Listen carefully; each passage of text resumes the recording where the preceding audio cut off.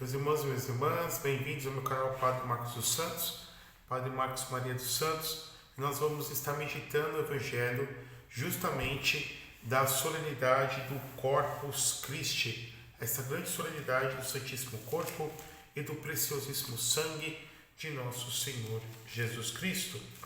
O Senhor esteja convosco, Ele está no meio de nós.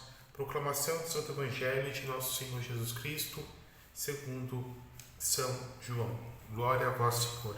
Capítulo 6, versículo de 51 a 58. Naquele tempo disse Jesus à multidões dos judeus: Eu sou o pão vivo descido do céu, quem comer deste pão viverá eternamente, o pão que eu darei é a minha carne dada para a vida do mundo. Os judeus discutiam entre si, dizendo: Como é que ele pode dar a sua carne a comer? Então Jesus disse: Em verdade vos digo, se não comerdes a carne do Filho do Homem, não beberdes seu sangue, não tereis a vida em vós. Mas que come a minha carne e bebe meu sangue tem a vida eterna, e eu ressuscitarei no último dia. Porque a minha carne é verdadeiramente uma comida e o meu sangue é verdadeiramente uma bebida. Quem come a minha carne e bebe do meu sangue permanece em mim e eu nele. Assim como o Pai que vive me enviou e eu vivo por causa do Pai, assim aquele que me recebe como alimento viverá por causa de mim. Este é o pão que desceu do céu, não é como aquele que os vossos pais comeram, eles morreram. Aquele que come deste pão viverá para sempre. Palavra da salvação. Glória a vós, Senhor. Ave Maria, cheia de graça, o Senhor é convosco. Bendita sois vós entre as mulheres. Bendito o fruto do vosso ventre, Jesus. Santa Maria, Mãe de Deus, rogai por nós, pecadores, agora e na hora de nossa morte. Amém. Queridos irmãos e irmãs, a igreja inteira está em festa nessa grande solenidade do Santíssimo Corpo e do preciosíssimo sangue de nosso Senhor Jesus Cristo. Na festa de hoje, nós somos convidados a nos alegrarmos por este grande dom que Jesus deu à igreja, que é a Eucaristia. Na verdade, na Quinta-feira Santa, no grande tríduo pascal, nós já celebrávamos a instituição da Eucaristia.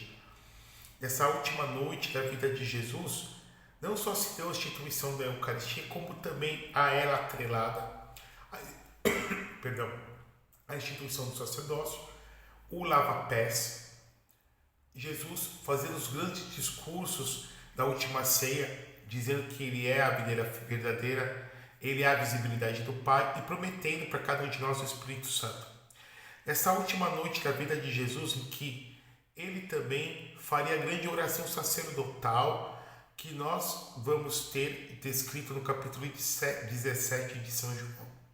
Todavia, nesta Quinta-feira Santa, depois, como diz o próprio João no capítulo 3, versículo 1, sabendo Jesus que estava para voltar para o Pai, tendo amado os seus que estavam no mundo, amou-os até o fim. Nessa noite em que o amor do Senhor atingiu a sua plenitude, podemos dizer assim, foi a mesma noite também que a maldade dos homens transbordou. Essa noite em que de um lado nós vamos ter Judas Iscariotes saindo para o Sinédrio, para se encontrar com os guardas, os sumos sacerdotes, que havia combinado já vender o Senhor por 30 moedas de prata. Nessa noite em que Judas também tinha sido ordenado bispo, podemos dizer assim, bispo, sacerdote, bispo, e havia recebido a sua primeira comunhão. E vai ser nessa noite que ele vai conduzir os soldados. Jesus vai estar também depois no Horto das Oliveiras. Jesus vai rezar durante horas ao Pai e neste momento Jesus vai então agonizar, a ponto que Lucas nos dá um detalhe que os outros evangelistas não nos dão, de que ele soa o sangue. Pois bem, meus irmãos, minhas irmãs, podemos contemplar então essa noite bendita e santa, que os santos padres chamam de a noite dos santos mistérios. Mas a igreja vai entrando então numa dimensão de luto, de tristeza, porque o seu esposo, que é Jesus, será entregue na sexta-feira da paixão. Sendo assim, de alguma forma, ficou empanado o grande mistério da Eucaristia, no sentido festivo que hoje, o Corpus Christi, nós somos chamados a realmente celebrarmos. A solenidade do Corpus Christi tem sua origem no século XIII, né? Então, 1200 e pouco.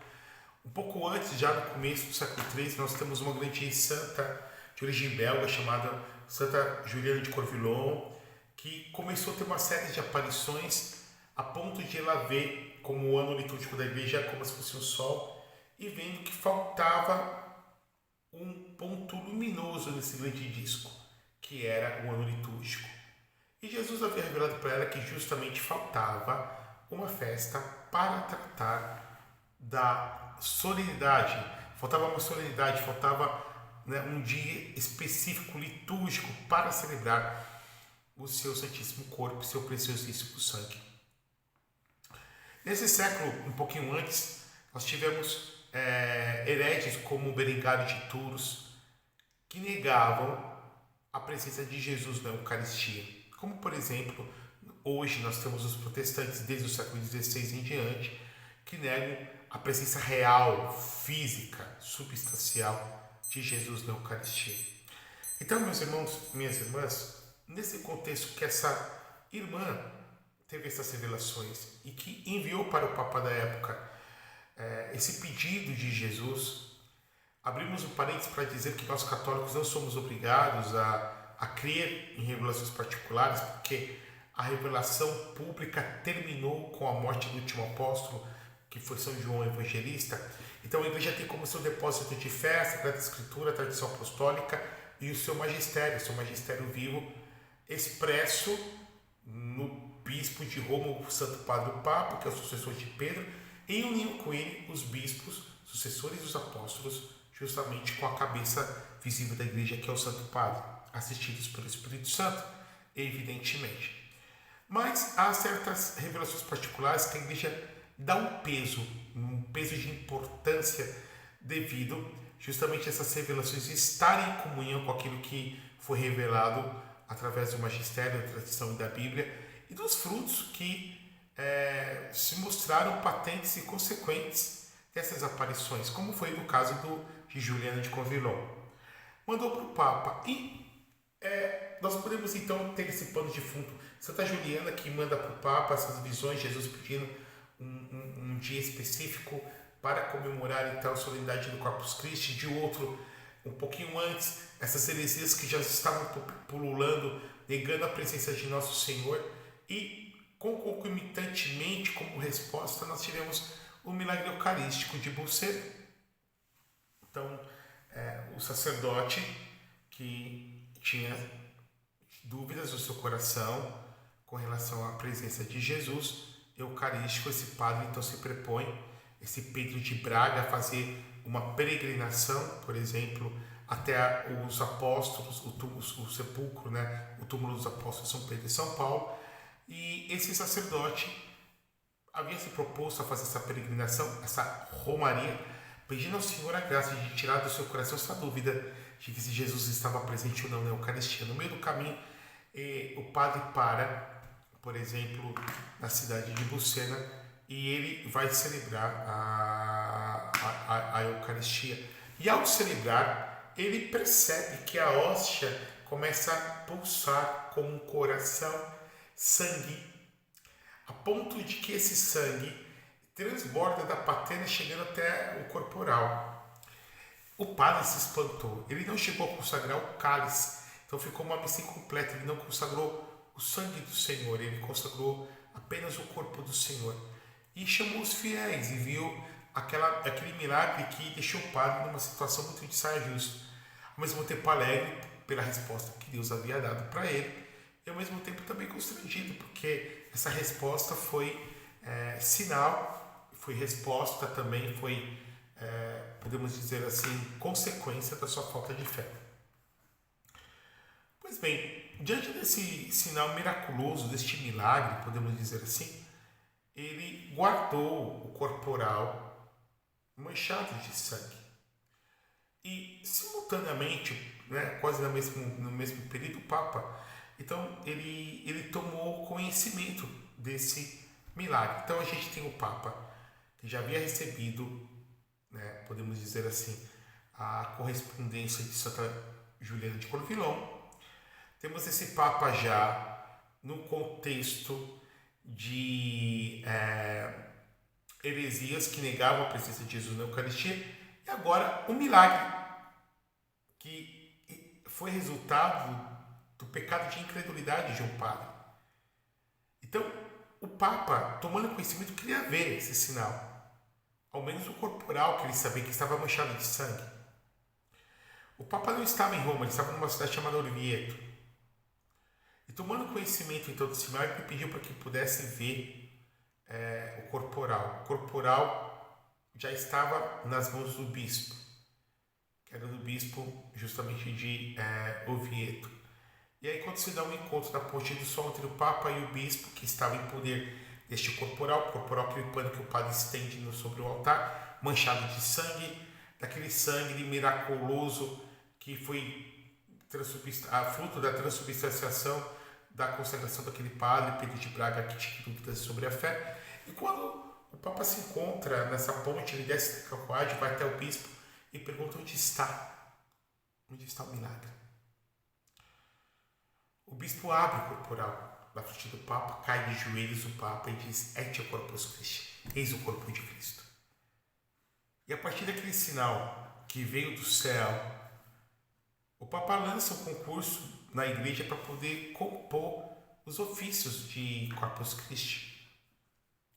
É quando nos diz a tradição que São Boaventura, que foi o grande superior da ordem franciscana, que salvou na primeira crise franciscana, São Boaventura, o cardeal São Boaventura, franciscano, e São Tomás de Aquino foram fazer os hinos para compor o ofício inteiro dessa grande solenidade. Então nos diz as biografias da tradição que enquanto cantava o tão sublime sacramento que a gente canta na bênção do Santíssimo, quem compôs todo esse ofício da bênção do Santíssimo foi o grande São Tomás de Aquino. São Boaventura pecava, né? Porque ele, diante da beleza desse grande hino, que esse doutor angélico eucarístico compôs sobre Jesus. Tão sublime sacramento. Adoremos neste altar, pois o Antigo Testamento deu ao Novo seu lugar. Aqui, meus irmãos, minhas irmãs, toda essa história que eu contei para vocês, que foi a origem histórica da festa que nós celebramos o Corpus Christi, nós vislumbramos esse grande amor do Senhor por cada um de nós. Esse dom, cada milagre eucarístico que nós vemos, por exemplo, Santarém, quando a hóstia também se verteu sangue na mão de uma mulher que roubou a comunhão em Santarém, em Portugal, onde está o túmulo do Pedro Álvares Cabral, que descobriu o Brasil, para fazer uma feitiçaria.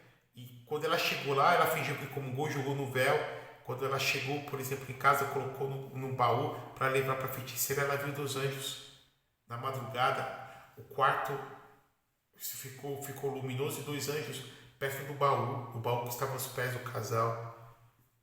Esse milagre, como esse milagre que eu contei para vocês sobre o Pedro de Braga, sobre também o milagre de Lanciano que aconteceu séculos antes também, essa situação de padres com dúvida, e o cálice que também, não só a hóstia, mas também o cálice que se viu coagulado em sangue, e a hóstia que foi transformada em carne, como também o milagre de Ferrara, quando o padre partiu a hóstia e verteu a hóstia, o sangue precioso do Senhor, assim como que na muralha, na parede, a gente está falando da missa antiga, o padre celebrava de costa para o povo voltado para Deus, né?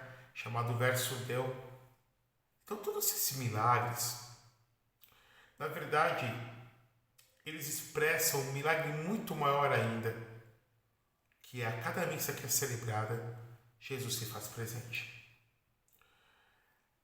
Esse evangelho que nós agora há pouco escutamos, meus irmãos, minhas irmãs, é o grande evangelho, capítulo 6 de João. João é o único evangelista que não nos dá a instituição da Eucaristia. Nós temos a instituição em Mateus, Marcos, Lucas, 1 Coríntios capítulo 11, a partir do versículo 23, Paulo narrando a instituição da Eucaristia, mas João não nos dá.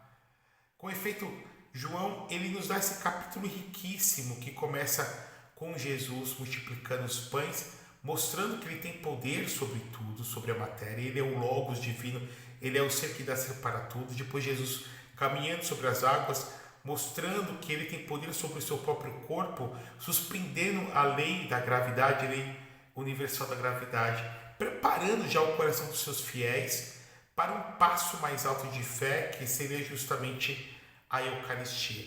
E terminamos este capítulo com o discurso de Jesus na sinagoga, em que ele começa a afirmar que ele é o pão vivo descido do céu, que aquele que comer deste pão, que é ele, e que este pão que ele daria para a vida dos homens, viveria para sempre. E aí Jesus, fazendo esse grande discurso, é muito interessante que ele usa duas palavras gregas traduzidas para o português, comer e beber, fagé e beber, trogô, né, que é comer, que são palavras que têm uma carga semântica literal. Ou seja, quando Jesus fala comer e beber, ele está falando no sentido literal. Há uma literalidade nas suas palavras. E para dar mais um reforço nisso, a partir dessa tradução que eu acabei lendo para vocês na língua portuguesa, Jesus ele utiliza de um advérbio verdadeiramente para realçar o verbo. O advérbio, aquele que está junto do verbo, ele tem essa missão de dar um acento, uma tônica maior do verbo. Então, verdadeiramente é comida, verdadeiramente é bebida. Eu sei que é bebida, meu corpo é comida. E aquele que come do meu corpo, bebe do meu sangue, permanece em mim, e eu permaneço nele, e ele terá a vida eterna, penhor de vida eterna. E a palavra que é usada aqui é zoé, ou seja, não é essa vida orgânica que nós fatalmente morreremos, mas a vida, que é a vida divina, que é introjetada dentro das nossas almas, e que já começa a ser vivenciada nesse mundo, e desemboca na sua plenitude, na vida depois da morte, no céu, na dimensão que nós chamamos de céu.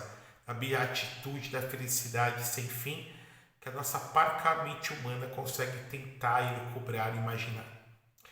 Jesus, ao fazer esse discurso, é muito interessante quando nós lemos o capítulo inteiro, que os judeus entenderam mesmo no sentido literal, não foi em sentido simbólico, não foi em sentido figurado.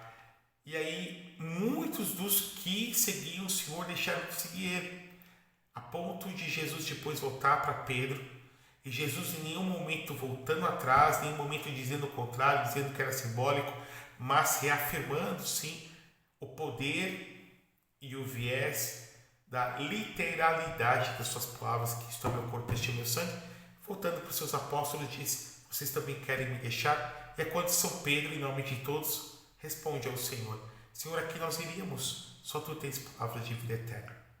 Daí que nós podemos entender, meus irmãos, minhas irmãs, que a Eucaristia é a invenção de Deus, como nos lembra esse grande santo, morto no século XVIII, Santo Afonso Maria de Ligório, que foi bispo, esse grande santo italiano, fundador dos redentoristas. A Eucaristia é a invenção do coração de Jesus para estar conosco. Jesus, que é o divino prisioneiro, que está em cada sacrário, fisicamente lá para nos amar, para nos entender. Aqui o padre abre um parênteses recordando aquilo que São João Bosco dizia: se queremos muitas graças, visitemos muitas vezes o Santíssimo Sacramento. Se queremos poucas graças, visitemos poucas vezes. Se não queremos graças nenhuma, nunca visitemos o Santíssimo Sacramento.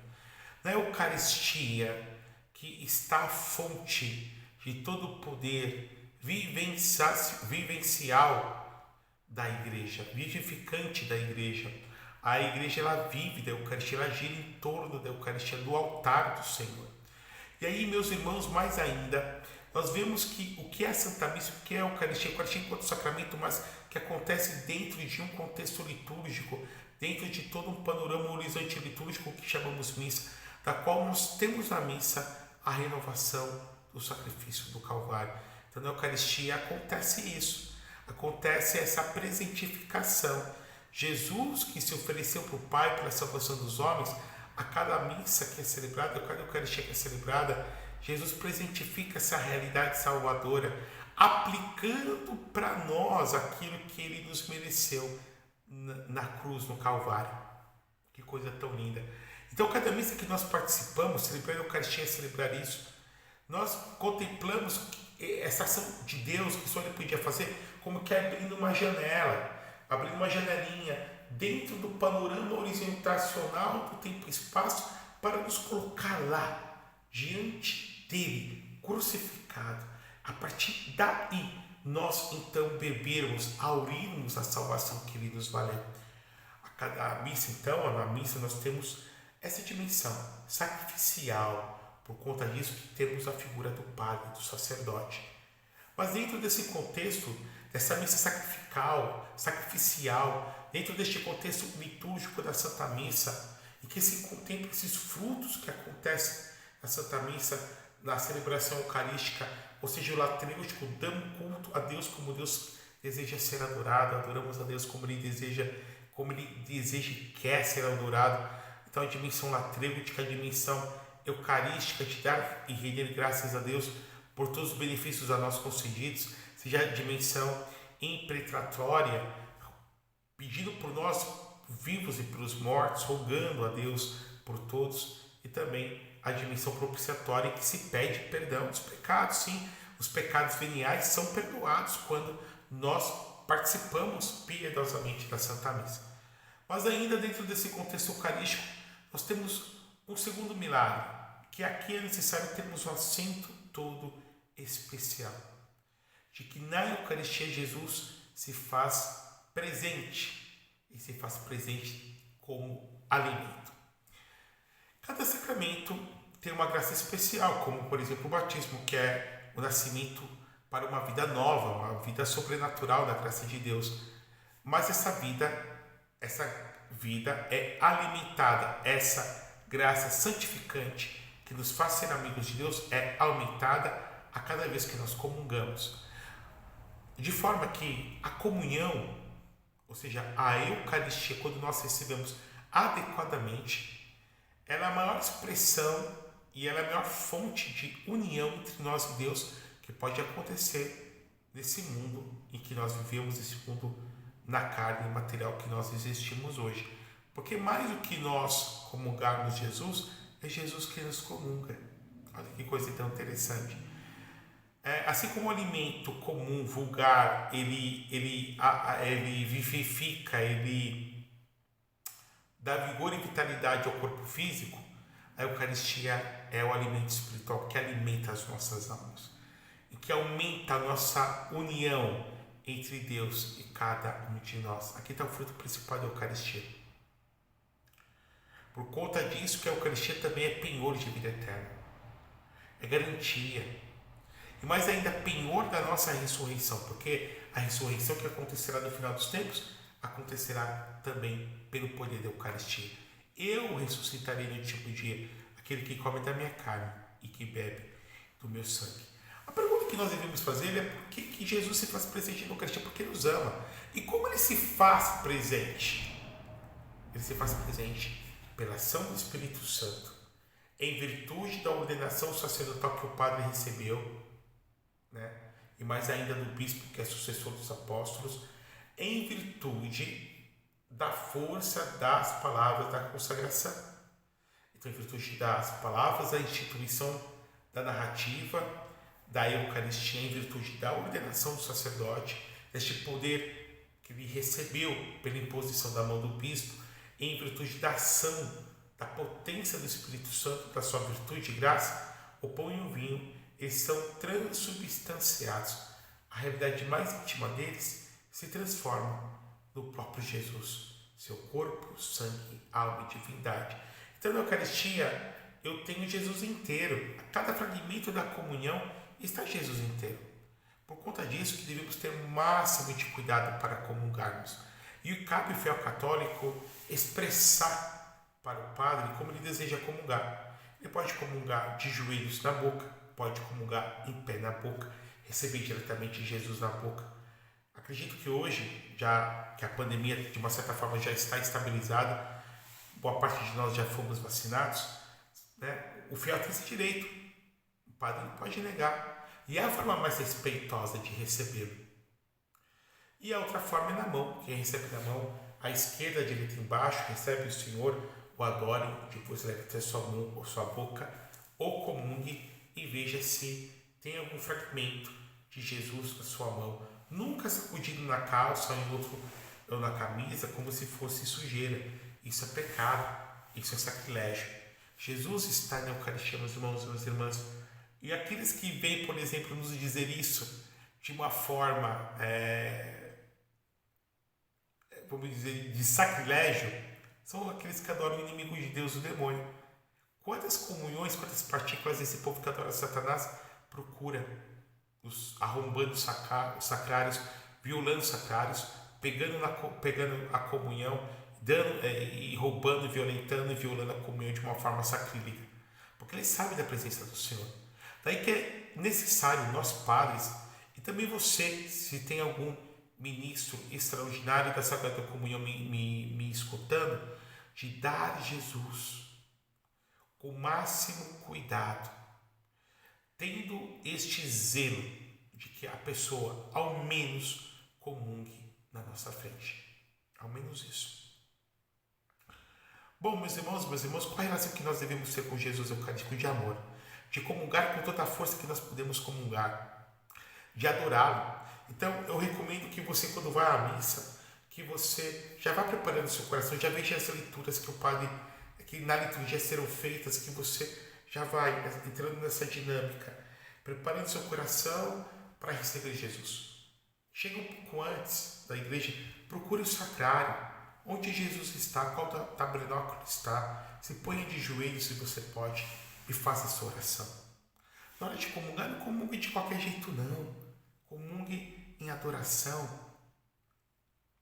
Recebeu Jesus, vá para o seu banco, ponha-se de joelhos, feche seus olhos, dê graças, louve, agradeça, peça o que você precise por si e por todos os seus. Terminou de comungar, meu irmão, minha irmã, ainda fica um pouco na igreja, não custa nada. Pare, deu a bênção final, vai diante do Santíssimo, dê graças ao Senhor. Essa é a nossa riqueza católica maior. Nenhuma outra igreja, nos seus ortodoxos, que não vale a pena entrar agora em explicações, tem Jesus, Santíssimo Sacramento do altar. Agora a pergunta que eu devo fazer como que eu posso comungar? Quais são os pré-requisitos para que eu possa comungar e entrar em união com o Senhor, né? Na forma sacramental.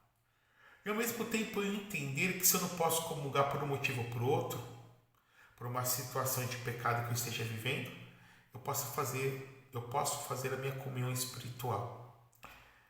Mas eu vou partir do princípio da comunhão do sacramento, sacramental. O que a igreja pede? O que Deus nos requisita? Primeiro, sermos cristãos, acreditarmos em Jesus. Segundo, ser batizados. Quem não é batizado não entrou na igreja e não pode comungar do corpo do Senhor. Quem é pagão não pode. Terceira coisa, comungar em estado de graça. É necessário estar com a confissão em dia. Não ter pecado mortal grave na consciência. Pecados que as pessoas acham que não é pecado, como, por exemplo, faltar missa ao domingo. Terceiro mandamento da lei de Deus. Ter relações sexuais antes do casamento. Estou dando exemplo para vocês. Tem que estar em estado de graça para poder receber a comunhão. E aqueles que estão juntos, que estejam debaixo do sacramento do matrimônio, para poder estarem também em estado de graça. Então, quando eu comungo em pecado, um pecado mortal, estou falando de pecado mortal, eu cometo uma comunhão sacrilegar. É aquilo que Paulo nos diz em 1 Coríntios capítulo 11, aquele que come do corpo e do sangue do Senhor, sem distinguir do pão e do vinho, sem distinguir o corpo e o sangue do Senhor, come e bebe a sua própria condenação. E aí Paulo diz, por causa disso, que entre vós, há muitos que estão doentes e alguns morreram. Então, quando eu vou receber o corpo e o sangue do Senhor, eu tenho que estar em graça de Deus, com espírito de amor e com espírito de adoração. O que nos ajuda a festejar os bens de Corpus Christi também, esse pensamento. Como que eu devo comungar e como comungar? Pensar em Nossa Senhora. Como Nossa Senhora participava das missas que os apóstolos receberam, celebravam, porque os apóstolos eram sacerdotes, portanto celebravam a Eucaristia. Com que amor e devoção eles celebravam. Serve para nós padres que temos a graça de sermos protagonistas humanos deste sacramento, que tem a sua origem e toda a sua dinâmica, monção e eficácia divina. Mas devemos pensar também na Virgem Maria e Nossa Senhora, com que amor e devoção ela participava de cada missa que os apóstolos celebravam, com que amor e devoção inimagináveis, inabarcáveis para a nossa mente, porque em tudo Nossa Senhora vivia num grau quase que beirando o infinito, de uma forma imensurável, inefável, com que amor, devoção, ela participava da missa e recebia Jesus. Com que amor, devoção, seráfica e ardente, ela comungava de Jesus. Esse mesmo Jesus que esteve no seu corpo e mais uma vez se faria presente em seu corpo, na sua alma, mas ainda já estava, nunca houve um momento que Jesus não estivesse, mas com que amor e devoção ela recebia a comunhão, ela recebia a Eucaristia. Que possamos vivenciar, meus irmãos, essa grande solenidade. A vocês leigos que me acompanham, com que amor comungar, com todo o amor, com todas as fibras do meu coração. E a nós padres, com que devoção nós devemos celebrar a Santa Missa. Porque de uma certa forma o Corpus Christi também é nosso dia por excelência. Porque somos os instrumentos humanos para tal graça. Como disse São João Maria Vianney, se o padre soubesse quem ele é, eu morreria, sim, eu morreria de amor. Morreria de amor. Se nós soubéssemos. Se nós soubéssemos, a dignidade que nós recebemos. Aquele ditado que os padres antigos diziam: sacerdote do Senhor, celebra a tua missa como se fosse a tua primeira missa, como se fosse a tua única missa, como se fosse a tua última missa, e logo após ela você devesse morrer. Com que amor. Eu tenho e eu devo celebrar o Senhor, celebrar essa Eucaristia. Por isso que quando o sacerdote ele termina de consagrar o sangue do Senhor, ele diz: eis o mistério da fé. São Tomás de Aquino, depois de escrever o grande tratado, os escritos sobre a Eucaristia, ele se pondo de joelhos diante do crucifixo, esse homem que tanto amou a Eucaristia, tanto ajudou a igreja a mergulhar teologicamente neste mistério, em oração, ele viu Jesus. Jesus apareceu-lhe. E Jesus disse para ele, para São Tomás de Aquino, para Frei Tomás: Tomás, escrevestes bem de mim o que tu queres, porque eu da minha parte te darei. E São Tomás, olhando para Jesus, disse: Senhor, que eu quero? Nada mais que tu. Nada mais quero, Senhor. Só tu. Só tu. E quando ele dizia: eu só quero tu, e porque ele é Deus, e eu tenho esse tu maior na Eucaristia, eu estou dizendo: eu quero tudo. Não menos que Deus. Seus momentos de dificuldade, de aflição, de problemas, vai diante do Santíssimo. Aprenda a fazer oração em silêncio também. Se ponha de joelhos diante daquele que pode aliviar os nossos sofrimentos. Que Nossa Senhora, Mãe de Deus, possa ajudar-nos a vivenciarmos bem esta grande solenidade do Santíssimo Corpo e Preciosíssimo Sangue de nosso Senhor Jesus Cristo, Corpus Christi. O Senhor esteja convosco, que está no meio de nós. Abençoe-vos o Deus eterno, todo-poderoso, por intercessão da Virgem Maria, a Mãe do Santíssimo Sacramento. Em nome do Pai, do Filho e do Espírito Santo. Amém.